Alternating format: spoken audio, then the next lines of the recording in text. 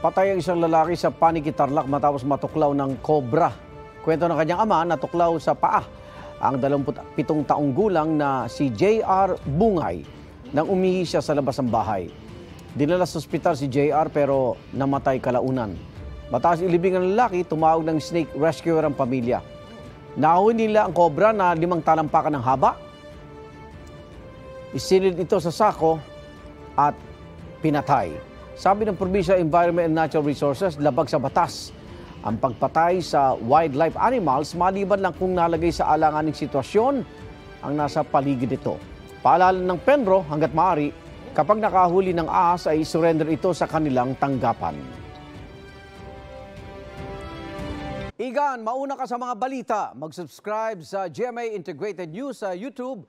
Sa mga kapuso abroad, subaybayan nyo kami sa GMA Pinoy TV at sa www.gmanews.tv.